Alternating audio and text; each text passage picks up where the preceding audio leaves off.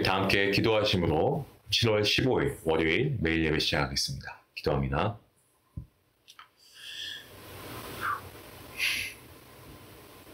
오늘도 변함없이 우리를 지키시고 보호하시고 인도하신 하나님, 그 하나님의 사랑과 은혜와 또한 인도하심에 감사하며 나아갑니다. 하나님, 오늘도 우리가 매일 예배를 통하여서 우리가 하나님의 말씀의 은혜를 충만히 누릴 수 있는 시간이 될 수 있기 원합니다. 말씀의 은혜와 감격으로 충만한 시간 되게 주님 허락하여 주시옵소서. 하나님, 먼저 우리가 하나님 앞에 나아갈 때, 하나님의 말씀 앞에 나아갈 때 두렵고 떨리는 마음으로 나아가길 원합니다. 거룩하신 하나님 앞에 나아갈 때에 우리가 거룩한 하나님의 백성으로 나아가길 원합니다.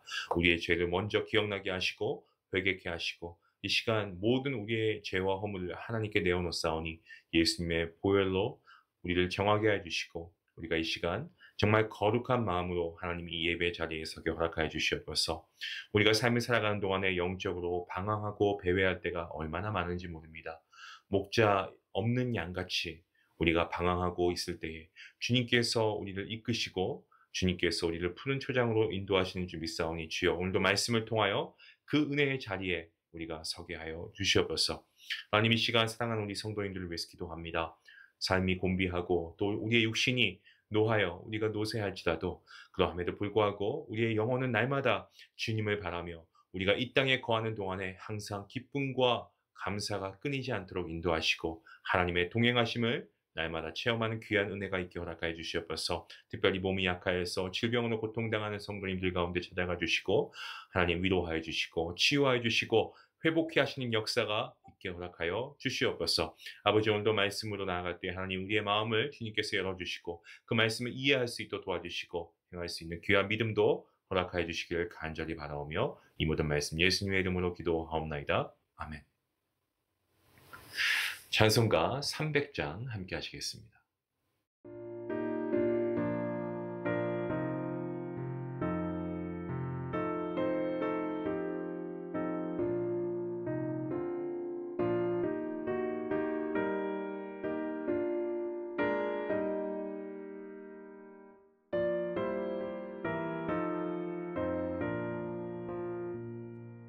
내 맘이 낙심되며 근심해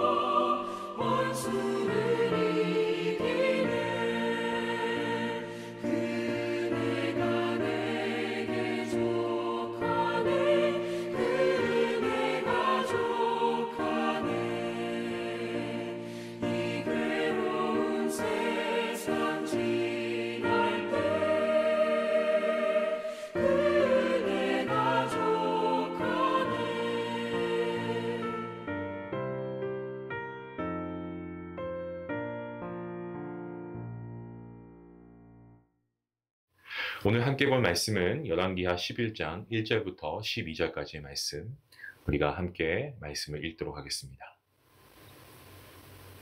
아하시아의 어머니 아달랴가 그의 아들이 죽은 것을 보고 일어나 왕의 자손을 모두 멸절하였으나 요람 왕의 딸 아하시아의 누이 여호세바가 아하시아의 아들 요아스를 왕자들이 죽임을 당하는 것 중에서 빼내어 그와 그의 유모를 침실에 숨겨 아달랴를 피하여 죽임을 당하지 아니하게 한지라. 요아스가 그와 함께 여호와의 성전에 6년을 숨어 있는 동안에 아달랴가 나라를 다스렸더라. 7째 해에 여호야다가 사람을 보내 가리 사람의 백부장들과 호위병의 백부장들을 불러들이고 여호와의 성전으로 들어가서 그들과 언약을 맺고 그들에게 여호와의 성전에서 맹세하게 한 후에 왕자를 그들에게 보이고 명령하여 이르되 너희가 행할 것이 이러하니 안식일에 들어온 너희 중 3분의 1은 왕궁을 주의하여 지키고 3분의 1은 수루문에 있고 3분의 1은 호위대 뒤에 있는 문에 있어서 이와 같이 왕궁을 주의하여 지키고 안식일에 나가는 너희 중 2대는 여호와의 성전을 주의하여 지켜 왕을 호위하되 너희는 각각 손에 무기를 잡고 왕을 호위하며 너희 대열을 침범하는 모든 자는 죽이고 왕이 출입할 때에 시위할지니라 하니 백부장들이 이에 제사장 여호야다의 모든 명령대로 행하여 각기 관할하는 바 안식일에 들어오는 자와 안식일에 나가는 자를 거느리고 제사장 여호야다에게 나아오매 제사장이 여호와의 성전에 있는 다윗 왕의 창과 방패를 백부장들에게 주니 호위병이 각각 손에 무기를 잡고 왕을 호위하되 성전 오른쪽에서부터 왼쪽까지 제단과 성전 곁에 서고 여호야다를 왕자를 인도하여 내어 왕관을 씌우고 율법책을 주고 기름을 부어 왕으로 삼으매 무리가 박수하며 왕의 만세를 부르니라. 아멘. 지금까지 아합 왕가에 대한 하나님의 심판을 다뤄왔다라고 한다면 이제 그와 연결된 남유다의 역사를 우리가 살펴보게 됩니다. 특히 악녀, 약한 여인 이세벨의 딸 아달랴는 어머니를 그대로 따라서 악행을 저지르고요.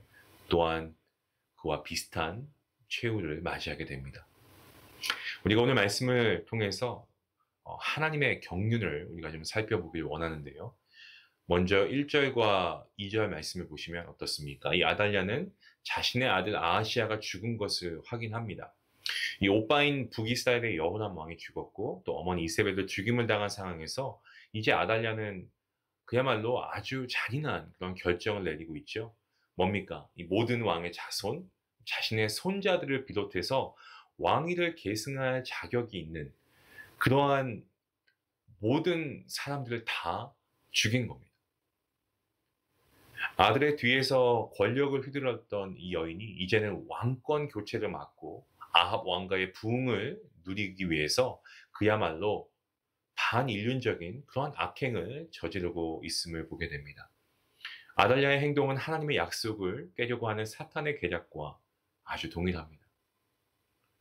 마치 우리가 성경에 나와 있는 한 예를 떠올리게 됩니다. 그것은 이스라엘 남아를 다 죽이라고 명령한 애굽의 바로처럼 아이를 다 죽이라고 한 헤롯 왕처럼 하나님의 계획을 막으려고 하는 방법이죠. 하지만 하나님의 계획은요 반드시 성취되는 줄로 믿습니다. 하나님은 분명히 그 모든 계획들을 이루어 가십니다. 어떠한 상황이 있어도 말이죠. 하나님께서는 모세를 구원하셨듯 그리고 하나님께서는 그때그때마다 하나님께서 예정하신 사람들을 구원하신 것처럼 요아스를 구하셔서 다윗 왕조를 이어가십니다. 요람 왕, 즉 남유다의 5대 왕인 여호람의 딸이자 고모인 여호세바가 요아스를 간신히 빼내서 침실에 숨겨서 죽지 않게 합니다. 이 3절 말씀을 보시면 요아스가 그와 함께 여호와의 성전에 6년을 숨어 있는 동안에 아달랴가 나라를 다스렸다라고 기록하고 있습니다. 요아스가 왕궁의 내밀한 침실에서 여호와의 성전으로 옮겨져서 한 달, 2달이 아니고 무려 6년을 숨어 지냅니다. 요아스는 유모와 함께 하나님의 성전에서 신앙 훈련을 받고 또 하나님께서는 그를 지켜주시죠. 아달랴가 6년이나 이 나라를 통치했다라는 점이 놀랍기는 하지만 백성들이 그들의 통치를 따를 정도로 타락했거나 그 왕권에서 어느 정도 경제적 성장을 이루었기에 어느 정도 만족했다라고 생각할 수 있습니다. 우리는 어느 시대 또 어느 공간에 살든지 간에 사탄의 공격을 감지할 수 있습니다. 사탄은 언제든지 하나님의 나라를 억제하고 무너뜨리는 데 온 힘을 기울입니다. 하지만 우리는 그럼에도 불구하고 하나님께서 숨겨주시고 하나님께서 보호해주시는 그러한 하나님의 자녀이죠. 때문에 우리가 그런 하나님을 신뢰합니다. 그러므로 오늘 하루가 우리가 삶이 힘들고 어렵고 괴롭다고 해도 그럼에도 불구하고 우리는 분명한 한 가지 사실을 기억해야 됩니다. 그것은 바로 하나님께서는 분명하게 하나님의 뜻을 이루시고 인간의 우리의 연약함을 통해서도 일하시는 분이시다라고 하는 사실입니다.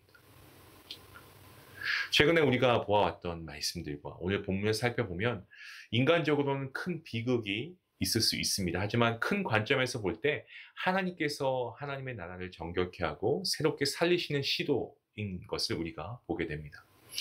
오늘도 하나님께서 우리를 지켜주시고 또 우리를 보호해 주시고 구원하여 주셔서 언젠가 하나님의 뜻을 이룰 수 있도록 하나님께서 우리를 분명하게 사용하실 날이 올 것이다 라는 것을 우리가 믿고 하나님을 신뢰하며 나아갈 수 있는 저와 여러분 모두가 될 수 있기를 원합니다.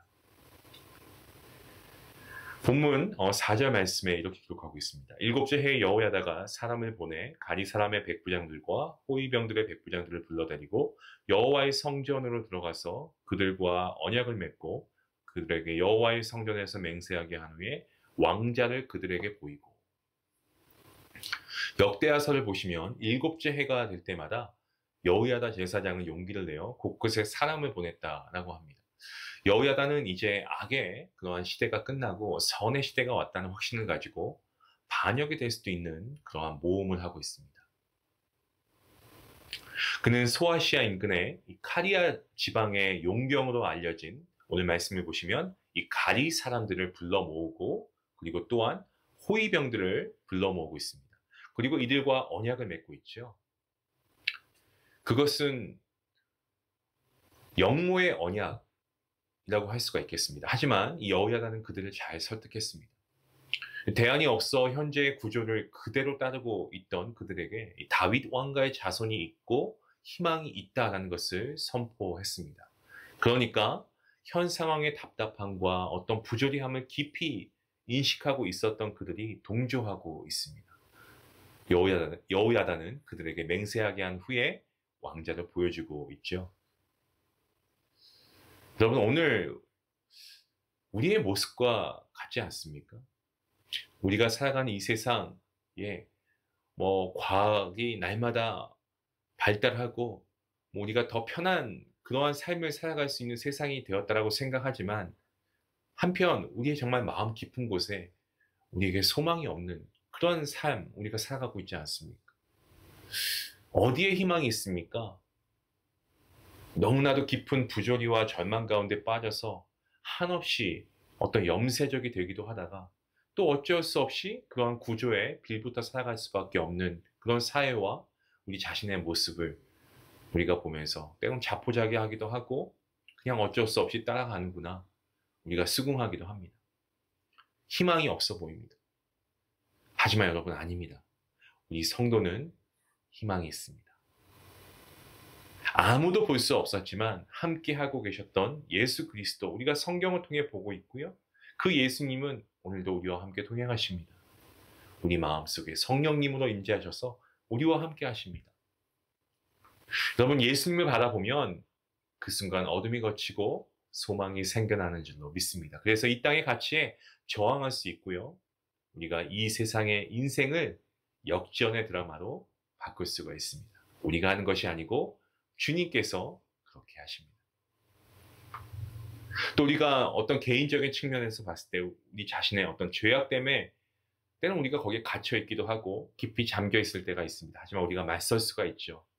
어떻게 하면요? 우리가 하나님께 나아가면 우리가 하나님께 회개하면 하나님 우리를 또 품으시고 우리 하나님의 자녀로 계속해서 우리를 보호하시고 인도하십니다. 하나님께서는 오늘 우리와 하신 그 모든 약속을 기필코 성취하십니다. 하나님의 말씀은 변함이 없습니다. 하나님의 약속은 성취가 됩니다. 우리가 이 하나님의 신실하심과 하나님의 언약의 말씀, 그 성취됨을 우리가 분명히 믿으며 오늘 우리가 믿음으로 나아가야 하겠습니다. 우리가 세속적 가치에 우리의 생각을 그곳에 묻히게 하는 것이 아니고 성경적 가치관으로 우리가 거듭나야 되겠죠. 그리고 우리가 그리스도인의 군사가 되어서 우리가 정말 오늘도 세상에 굴하지 않고 어둠에 굴하지 않고 우리가 주님의 빛의 군사로 살아가야 하겠습니다. 그게 바로 저와 여러분의 믿음의 결단이 되어야 하지 않겠습니까?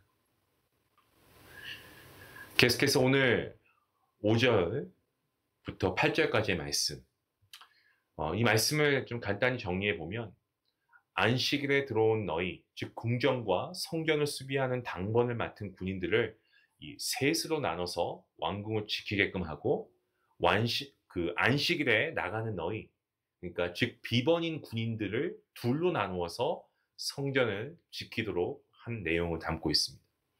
여호야다는 그저 하나님의 뜻이 간절히 이루어지기만 막연히 소망하지 않았습니다. 오래 기다렸고 그리고 명철하게 계획했고 사람들의 마음을 얻었고 할 일을 지시하고 있습니다. 여러분, 우리가 이러한 여호야다의 모습을 보면서 우리가 좀 도전을 받아야 하지 않을까요? 이런 말이 있지 않습니까? 마음은 뜨겁게 머리는 차갑게 라는 말을 합니다. 그리스도를 침해하는 모든 자를 우리가 좀 믿음으로 우리가 좀 이런 것들을 이겨내야 되겠다는 강력한 결단이 필요합니다. 하지만 그런 결단 뒤에는요, 치밀한 계획도 분명히 필요합니다. 우리가 하나님의 일을 하는 데 있어서 가끔 순진한 분들을 볼 때가 있습니다. 막 좌충우돌하면서 어려워하시죠. 하지만 우리가 오늘 말씀을 통해서 한 가지 배울 수 있는 교훈은요, 우리가 하나님의 일을 준비하는 데에는 과감한 어떤 그런 마음가짐도 필요하고 행동도 필요하지만 그와 동시에 치밀함도 중요하다는 겁니다. 사랑하는 성도 여러분, 우리가 날마다의 삶을 살아가는 가운데 하나님의 뜻을 우리가 먼저 구하고요, 하나님의 뜻을 살펴서 우리가 담대하게 그리고 치밀하게 준비하고 우리가 실행하는 그러한 우리의 모습이 있으면 좋겠습니다. 우리가 교회에 어떠한 일을 하고 봉사를 할 때에도 우리가 조금 더 치밀하게 준비하고 우리가 담대하게 이 일들을 행한다면 하나님께서 그 일들을 더욱더 놀랍도록 역사하실 줄로 믿습니다. 우리가 그 믿음을 가지고 우리가 하나님의 뜻을 잘 살피고 우리가 더욱더 이전보다 더 치밀한 계획도 세우며 우리가 믿음으로 이러한 일들을 함께 해나갈 수 있기를 원합니다. 본문 9절부터 12절까지의 말씀을 보시면 백부장들은 제사장 여호야다의 말대로 행하고 있습니다. 그래서 안식일에 들어오는 자와 안식일에 나가는 자, 아까 말씀드린 대로 당번인 자와 비번인 자를 모두 거느리고 여호야다에게 나아오고 있습니다. 그러니까 제사장은 성전에 있던 다윗 왕의 창과 방패를 다 주워서 왕을 지킵니다. 그들은 무기를 잡고 왕을 호위해서 성전 곁을 촘촘하게 보호합니다. 그 순간 여호야다는 왕자를 불러 왕관을 씌우고 율법책을 주고 기름을 붓습니다. 여러분, 이것은요, 신명기 17장 18절부터 20절 말씀이 그대로 성취되는 순간입니다. 뭐라고 말씀합니까? 그가 왕위에 오르거든 이 율법서의 등사본을 레위 사람 제사장 앞에서 책에 기록하여 평생에 자기 옆에 두고 읽어 그의 하나님 여호와 경외하기를 배우며 이 율법의 모든 말과 이 규례를 지켜 행할 것이다. 그리하면 그의 마음이 그의 형제 위에 교만하지 아니하고 이 명령에서 떠나 좌로나 우로나 치우치지 아니하리니 이스라엘 중에서 그와 그의 자손이 왕위에 있는 날이 장구하니라. 하나님 나라의 왕은 무엇보다 하나님의 말씀을 즐거워하고 항상 곁에 두고 지켜야 합니다. 하지만 지금까지 우리가 살펴본 것처럼 그러한 모습을 보기 어려웠습니다. 하지만 이제 하나님의 말씀이 이루어지려고 하는 순간입니다. 사랑하는 성도 여러분, 우리가 매일 예배를 통해서 우리가 하나님의 말씀을 듣는 것, 큰 축복인 줄로 믿습니다. 여러분, 우리가 삶을 살아갈 때에 세상의 기준과 세상의 가치를 많은 사람들이 논합니다. 심지어 교회에 다니는 많은 성도들조차도 그러한 세상의 가치관에 휩쓸려 갈 때가 많이 있죠. 오늘 저와 여러분 무엇을 기준으로 삼고 살아가고 있습니까? 오늘 말씀은 우리에게 교훈합니다. 하나님의 말씀을 기준으로 살아갈 때에만 참된 복이 있습니다. 사랑하는 성도 여러분, 어떤 세상이 주는 명예, 부귀, 어떤 사람들의 박수가 아닌 하나님의 진리의 말씀을 기준으로 또 그 말씀을 그렇게 살아가셨던 예수님을 보면서 우리 또한 그러한 삶을 살아갈 수 있기를 원합니다. 말씀이 기준되는 삶, 말씀대로 순종하는 삶, 그리고 그 말씀을 날마다 묵상하는 삶. 이러한 삶이 진정한 축복된 삶입니다. 오늘 이러한 삶을 살아갈 수 있는 저와 모두가 될 수 있기를 주님의 이름으로 간절히 축원합니다. 기도하시겠습니다. 하나님 감사합니다. 오늘 말씀을 통해 아달랴와 요아스를 우리가 살펴봅니다. 하나님께서 숨기시고 지키시는 그 역사를 바라보며 어둠과 정말 아무런 빛이 없을 것 같은 그러한 긴 터널을 통과하는 가운데서도 하나님은 일하시고 계시고 하나님은 생명을 살리시는 역사를 이루어가고 있음을 우리는 분명히 믿습니다. 오늘도 우리가 세상 가운데 살아가지만 우리가 세속적인 가치와 어둠에 굴하지 않게 하시고 우리가 빛된 성도의 삶을 살아가게 하시고 오늘 우리의 삶의 기준이 하나님의 말씀이 되는 귀한 은혜가 있게 허락하여 주시옵소서. 감사하며 예수님의 이름으로 기도하옵나이다. 아멘. 우리가 세상에는 이 헌법이라는 게 있습니다. 우리가 이 법을 지키며 살아가죠. 법을 위반하면 우리가 거기에 대한 대가를 치르게 됩니다. 하나님은 사랑이십니다. 때문에 우리가 하나님의 말씀을 다 지켜 행할 수도 없거니와 우리가 하나님의 말씀에 불순종하는 한이 있어도 하나님은 오늘도 우리에게 자비를 베푸셔서 우리가 회개하며 나아갈 때에 우리의 죄와 우리의 연약함을 아시고 용서하시고 하나님의 은혜의 자리에 우리를 또 초청하십니다. 우리가 늘 말씀으로 나아가게 하고 또 우리의 말씀이 하나님께 주시는 그 하나님의 말씀이 우리의 삶을 바꾸는 또 우리의 삶의 기준이 될 수 있는 귀한 은혜가 있게 해달라고 오늘 말씀을 생각하시면서 함께 기도하시겠습니다. 기도합니다.